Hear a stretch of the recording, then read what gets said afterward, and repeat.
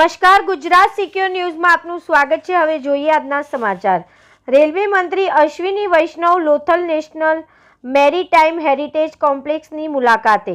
આજરોજ કેન્દ્રીય રેલવે મંત્રી શ્રી અશ્વિની વૈષ્ણવજી લોથલ નેશનલ મેરીટાઈમ હેરિટેજ કોમ્પ્લેક્સની મુલાકાતે પધાર્યા હતા। તેઓએ લોથલ સાઇટ પર ચાલતા કામની સમીક્ષા કરી હતી।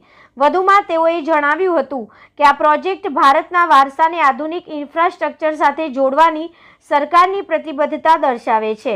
ભારતના પ્રાચીન દરિયાઈ ઇતિહાસને પુનર્જીવિત કરવા અને તેને વૈશ્વિક પ્રવાસન કેન્દ્ર તરીકે વિકસાવવા સરકાર હંમેશા સહકાર આપશે।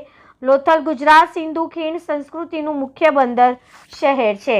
Reporter Ramesh Solanki, Gujarat secure news, Lothal, સરગવાવાડા।